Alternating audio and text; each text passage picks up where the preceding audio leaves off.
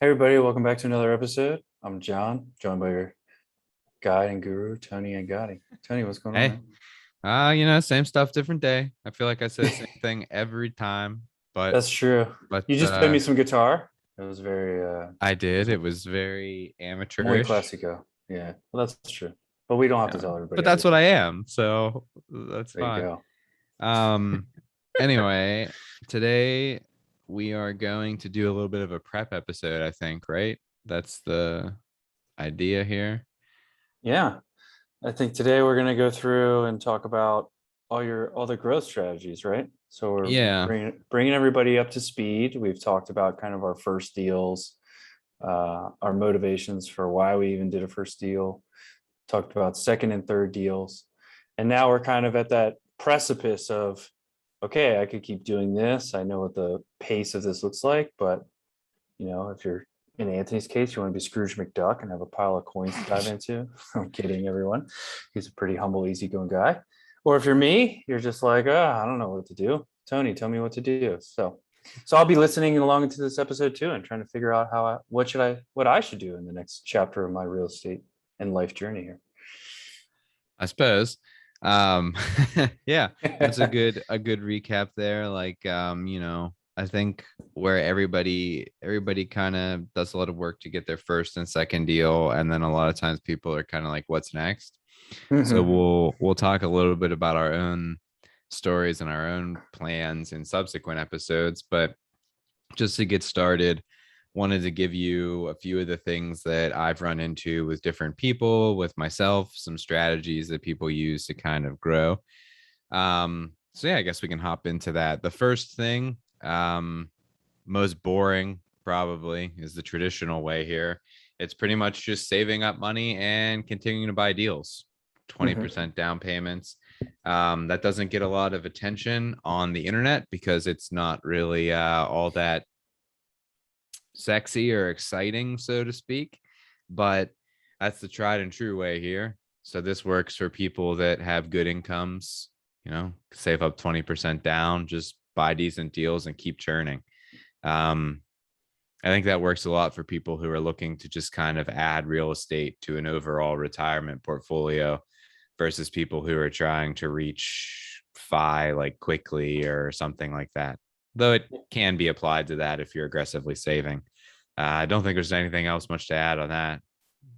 No, Nope. exactly. That's why there's not that much attention to that on the internet, huh? Mhm. I mean, Summarize it can be it. part of like some of these strategies you can combine, right? So think of it Right. as a tool in your tool belt. Yeah, and that's important. I think a lot of people want to pick something and then only do that, but really different applications for each thing. So it's more important to know what's out there and then apply it as you see it than to focus solely on one thing. So the next idea that I have here is we've talked a lot about house hacking. You can continue to do that every year. So it's hard to do it multiple times in a year because a lot of times you have a year-long residency requirement, but you can continue to do just one every year until the bank stops you. So eventually the bank can, say you have too many loans out there. We're not going to do this anymore. Or you can't have two FHA loans at one time if you're doing this FHA. So eventually you're going to hit a stopping point. Um, how many do you have out there, John, that you've house hacked? We've done Three? three. Yeah. Mm-hmm. So usually they'll stop you at like four, Hmm. right? And then they'll say, okay, no more this way. And then you have to normally go a different financing route. Which brings us to the next kind of idea, which is the BRRRR strategy. So you can sort of use this sometimes to get out of those four loans by refinancing, whether that's refinancing to like transferring it to your LLC so it gets out of your personal name and then taking out a loan, or just refinancing out of your FHA loan to be able to use that again, or something like that. Refinancing can't talk is also part of the BRRRR strategy, which everybody that's ever been on the internet has probably heard about that. The buy, uh, rehab, rent, refinance, repeat. Yeah, had to think about it for a second there. So that's a good way. A lot of times people will get into deals with private capital or hard money or even their own cash or just a regular loan. And then to get their initial investment out, they'll refinance, take the cash out to reinvest in their next deal. Mhm. So that's a good way to grow. That's also a way to kind of get your loans back to house hack if you're trying to do one a year, grow at that pace, something of that nature. Yeah, I think if you read about that on the internet, you'll think, oh, I can get all my money back out of the Burr deal. And that sounds great. I think in practice in the current market, I'm seeing people leave about ten to $5,000 in a deal. And those are good deals. And then they cash flow like 200 to 500 a month, maybe. Obviously you can find great deals. It depends on the neighborhoods, but just, having a realistic expectation of, you have a rental property that's going to give you some amount of money per month, and maybe you have $5,000 to $10,000 in it. That's a pretty good, benchmark from what I'm hearing from like sort of my peers right now. Anyway, I don't know if you have any color on that, Tony. Yeah, for sure. I mean, I think a lot of times I've said it on the show a lot. I've said it to a lot of people before. The only deals you ever hear about on the internet are the ones that either went really bad or the ones that went really good. So when you Yeah. read about the Burr strategy online, you'll hear a lot of perfect Burr type strategies where people got literally all their money out. It cash flows awesome, that sort of thing. You just need to realize that's more the exception, not the norm. So Mhm. the tough thing with the Burr strategy is that when you do refinance, you still should be setting yourself up the cash flow. So a Mhm. lot of times, if you take out every penny of value, you're not going to cash flow anymore. So sometimes it's better to leave in $5,000 to $10,000. That's why I don't like it whenever people that are newer use hard money or expensive capital to do their first deal with the intent of refinancing, just because there's a lot of unknown on the back end that if you don't have any cash to cover it, that can become stressful and potentially damaging financially. So normally it's best to come at this with at least some cash reserve that you don't need to get every penny out of the Burr deal. So, but yeah, the way the market is too, it's very hard to find stuff that works out perfectly. But if you could buy a completely turnkey building that cash flowed for $10,000 out of pocket, I think almost anybody would do that. So even if you have some money left in the deal, it's not the end of the world. Don't view it as a failure. It's just you're still making your money go further, and you still accomplished the task, so to speak. So yeah, Mhm. Yeah, it's a similar cash on similar cash return. things. I mean, I have the same stuff even in my own portfolio where we might leave a little bit of money in a deal just because it looks better on the back end, or just because we didn't get the appraisal value that we maybe thought we would have upfront. Right. um Part of the refinancing strategy that I heard, I've met a few people that have done it. I've heard it on some podcasts before thrown in, but I don't think gets as much attention. Along the same line of refinances, there's this whole perpetual refinance thing that I think is interesting. So basically, the way people do this is every year they buy a rental. So they might do that for 15 years, however long. And at the end of that, they'll end up with 15 properties. And a lot of the traditional thing is you end up with 15 properties, each of them on 15-year notes, bought 1 year apart each time. So if you think about that, what's cool is that every year you'll have a property being paid off. So each year you have a property that you own free and clear at the end of your acquisition stage. When you own the property free and clear, you can refinance the property and take cash out. So if it was worth $100,000, you can take out, $80,000, say, of that every year.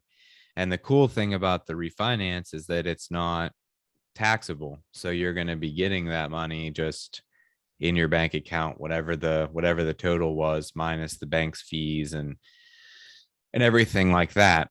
And the other benefit to this is that typically when you're looking at income, so even if you're in FI and you don't have any W-2 income or anything, you can use all the rents from your portfolio to help to fund these refinances to show the bank that there's income, to fund that. You obviously want to talk to your banker and stuff to see what you're going to need to do to qualify, if this is your whole thing. But it's useful to keep in mind as a strategy, even if you don't do only this, it is good to, if you're going to keep a property long term and the value has gone up a lot, sometimes it can be nice to refinance. Like right now, we have interest rates in the 3.5 to 5.5% range, depending on what kind of loan you're doing. Long term in the stock market, you're getting 8 to 10%, depending on how you're invested in most like index funds and stuff. That's kind of historically what you'll get. So if you take the money out that you have trapped in equity and you reinvest it, you can kind of get more money. And that's like one way to sort of supercharge your financial independence journey, since the equity otherwise isn't really doing anything. Or you can use the equity to buy more real estate, I suppose, if you want.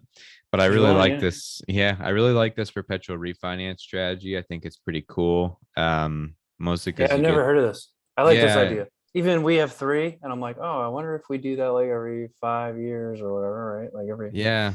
Once you It's have some interesting. equity, it's just sitting there dead. So you have to do a cash flow analysis, make sure your new loan isn't Yeah. making you negative.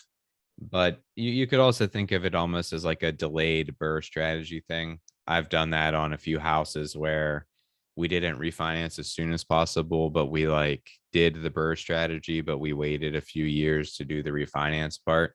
Um, just so that the market was better and everything like Yeah. that. So the major drawback to this strategy is you can't do it tomorrow. Yeah. Major drawback is that Gotta wait a obviously little this is while. a long-term play, but I mean, I've met a couple people who are retired on this. They just every year they refinance a new one. And that's how they fund their life. So Yeah, good for them. pretty cool. Cool. The next kind of straightforward thing here, you've got partnerships.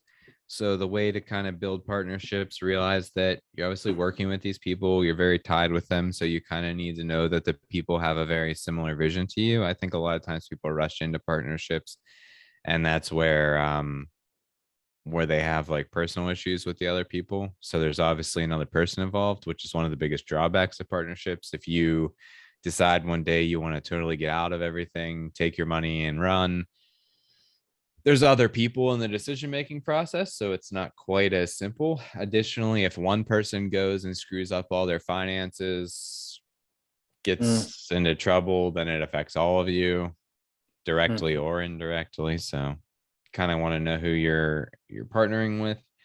The positive is that if you have experience or you have some money or something like that, you can really reach another person who has either the skills that you don't have or has the money that you don't have. Um, you can also, if you partner with somebody who's more experienced than you can learn from them by being involved in the deal. Somebody that's experienced, the best way to find them as a partner is to just say, hey, I've got a deal. It's a great deal. And then bring them into your deal. Yeah, that's. I Um, agree. I think just doing a deal together and then going on mhm. a date before you get married sounds like a good idea. Well, It's you're good. kind of getting married right away, but yeah. Yeah, But still, I mean, that's knowing, kind of understanding the other person's goals and everything, I think is very important. You really want the partnership to complement each other, not just be like strictly for money. Typically skill partnerships are better than just straight financial partnerships. In my experience, you want people filling different voids. We could do a whole episode on how to make partnerships work out. I mean, I've done a few partnerships now, and they've all been fairly drama free so hmm far. I mean, life changes over time, but so far everything's been pretty drama free. So I think there's a few ways. Maybe we'll do an episode in the future about that. Um, but yeah, that's a pretty typical way to grow. Find somebody that has what you don't and leverage that to continue to buy properties. Um, any comments on that? No, I don't. Haven't done that. So sounds Yeah. good. Yeah, it's nice, but I think the biggest drawback is just the lack of flexibility, because you obviously have somebody else involved in the decision making process. You can't just do whatever you want. Yeah. Along with partnerships, you have private capital, so you can raise money from private individuals with private loans. So you can do like, a higher interest rate than you'd get from the bank and raise capital that way. Um, that's basically what hard money is. Same thing, but the ideal way for you to be doing this is to find somebody who has cash that wants to get like a lower return than hard money, but still a higher return than they might get just having it sitting around or in bonds or something weird. So kind of finding people that that have some investable money is useful for this. I've met a lot of people who even if you're saying I don't know anybody with money, it's very likely that you do. I mean, somebody who maybe even just owns like a garage, or somebody that owns like a gas station, or somebody that owns anything. Anybody that's in your network. All you really have to do is get a proof of concept. So buy those first few buildings, which if you've listened to the first 2 episodes, we've gone through a few different ways to do that. Buy those first few buildings, use it as a proof of concept that what you're doing is working, and then just tell people what you do. Tell everybody that hey, I'm investing in real estate. This is what I do. Usually people think it's pretty cool, or they're at least interested enough to ask you questions about it. They ask you questions and say, hey, well, would you be interested in financing the next deal eventually?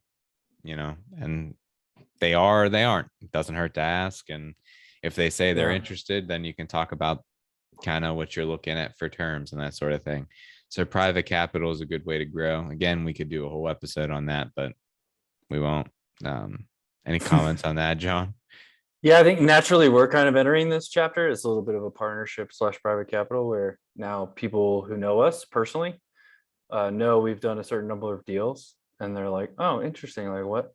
They kind of ask questions about themselves, but they're like, oh, so like how would I do something like that? That's kind of how the conversation is unfolding. Yeah. We're becoming the friends who do real estate sort of a thing.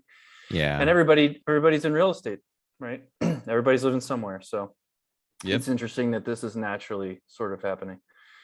Yeah, and that's very much what happens. Like people, once you start to have a little bit of success, people see it, and then they're like, okay, well, I guess that works. It's not that crazy. How do I do that? And in my opinion, you can partner with them, but it's way easier if you can just get them to if they're going to be only a money partner anyway, right? It's way easier to just say, can we do some kind of private debt? If you're just interested in learning, I'll share with you every step of the process. But if you can get them not part of your actual company, it's just way simpler. They'll still get the information that they want as long as you still, communicate with them and everything. But just not having somebody else to make decisions with is a lot easier. It's a lot easier to not have anybody else involved than to have presumably you'd be doing it with your wife. So then there'd be another couple. Then there's 4 people, all cooks in the kitchen trying to make decisions. And that's just, it works. It can work. I've done it, but it's just more cumbersome. Yes. It would be a favor to them almost, right? Yeah. Like we would rather just go get private capital from somewhere else. Yeah. You don't at that point, if they're brand new, they don't really have any skills. And if you already have money to do it yourself, it's like at that point, you're just helping them out. Cause I mean, yes, what did they really bring to the table becomes the question. Yeah. And even if someone's like your best friend, it is very useful if you're thinking about a partnership or even a private debt thing, like what did they bring to the table? Because if they don't really provide any benefit, then it could just be damaging to that relationship, and you didn't even need to do it in the first place. So exactly. There's that. Yep. Agreed with that sentiment. Then we also have syndications, which I'm dramatically underqualified to talk about because I don't personally do them. One of my partners does a lot of syndications, so most of what I know about them comes from just talking to him. And what's interesting about syndications is that you can control a lot of assets without actually having very much money into it. So a lot of times people make money with syndications in a lot of different ways. Primarily, they make like a fee on the acquisition, they make a fee on managing the manager, they make a fee on the sale, and they might have some kind of preferred return or something Yeah. routinely. So there's a lot of different ways to structure it, different syndications. There's whole articles, books, and everything if you're interested in doing that. My general piece of advice is that this is where you actually start to get into a lot of like government regulation and oversight, and only working with accredited investors, all kinds of filings and rules and everything like that. So if you want to do this, I would recommend trying to grow a few more buildings past your first couple with other strategies, so that you at least have a very solid background in knowing what you're doing before you even start to handle other people's money as like an actual investment. Because once you take people's money for syndications, you're taking investment money, which is a lot different than taking private debt, which is like just a loan. So when somebody gives you a private loan, it's like any other loan. You repay them. If you don't repay them, they have title to the house, right? So it's a lot different once you get into syndications. There's a few podcasts out there. I think I don't have them on hand, but they cover strictly syndication. So you can use this to grow. Your boy Grant Cardone, this is like his thing. Bread and butter. Yeah. Uh, Yeah, I'm not a huge fan of him. Yeah, look, I think this is like very next level. You're gonna need like a professional team yeah. And I guess just to like back up, syndication, you are no longer like securing a note where there's securitized like debt and contract. You are essentially taking investments. So you're saying, hey, you can, if you want to be part of this deal, we're gonna buy stuff in the future. Right? We're going to buy stuff in the future. You can minimum commitment is $25,000. This is how much we're trying to raise. These are the terms of all the stuff. So this is much more of like you're investing in a company kind of a structure. Than like a debt deal. So that's the difference. And then because it's sort of structured that way, like Tony said, there's just way more bureaucratic, regulation. Yeah. So if you're, I haven't done it. Yeah, I haven't invested in, well, we invested in my partner's thing. We had like a bunch of money in our one company, and we were like, do you want to take this? And I was like, I don't really need it. And then I was like, what do we want to do with it? Everything on the property's fixed up, sort of, other than stuff we don't want to do. And he's like, well, we can put it in my new deal. And I was like, whatever. Yeah, and we'll try it. We've been getting returns. I mean, it's his company, so it's like, so he's whatever. Really getting returns. I guess, yeah, sort of. I don't know, whatever. But yeah, in any event, syndications, we're not the people to listen to. You're gonna want to go listen to other folks. But that's one way to grow. Along with syndications, if you're just looking for sort of FI stuff, you like real estate, but you don't really want to participate, that's what draws a lot of people to investing in syndications in the first place. But you can also look up different REITs, so real estate investment trusts. That's what it stands for, right? You gave me a face. I was like, I don't know what happened there. Well, I mean, for syndicates, we were saying you're going to start your own syndicate, right? Yeah. And then there's the other side of syndicates, which I think you very briefly touched on, which is you can also participate in a syndicate, right? You can be one of those people that's going to put 25,000 in. Yeah. And to me, that's not my observation. I don't know if this is true. Is that's not really a growth strategy. It's more of, hey, I have a building or buildings and I sold them, and then I'm under some 1031 pressure, and I can actually put my money into the syndicate. I don't know if you can 1031 money into it. So, well, that's cool. You can. So I don't really think of that as a growth strategy. When we investigated it, somebody just floated one to us, and I was like, well, we're doing better than this with our own money, so I'm not going to do this right now. But if we had we sold all of our properties and we had to put it somewhere, I would be seriously considering some kind of a syndicate participation for 1031 benefit. And the good syndicates will actually 1031, like if you participate, when they exit, they'll help you 1031 into their next deal. Right? Well, there you go. That's a little bit That's of a a rolling car thing. that's a good idea. I never thought of that or knew that. So that's pretty smart. Um, But anyway, but then real estate but investment trust is REITs, where we were. so that's like basically stock similar to the stock market. You'll find a fund, you'll invest in the fund. Usually whatever fund you look up will invest in certain types of assets. So they might be like multifamily, they might be office, they might be everything, they might be like industrial, whatever. So usually if you're investing in a REIT, you just want to know what assets the funds invests in. And that's like the most passive possible way you can invest in real estate. Yep. The last thing that I almost didn't even include on the list because I don't really, just seems like a lot of work. But it can be a good way if you have literally zero money and you're trying to grow just by raising more money. There's the whole Airbnb arbitrage thing that people do. I guess you could also arbitrage regular rentals, but it's basically just finding an owner that has a place for lease. You lease it from them, and then you run an Airbnb or traditional rentals out of it. So you sublease it to other people, basically. Obviously, you want your owner to the person who actually owns the building and is leasing to you. You want them to know that you're doing this so that you don't get egg on your face real fast. Yeah. But yeah, so that's, there's not too much there. You're basically just running like an Airbnb business, short-term rental or subletting, and you would probably only be doing this to raise money to continue to grow your regular business. Unless you tried to do this as its own thing. Yeah, I don't know. I think what I've heard is there's lots of insurance complications with this strategy.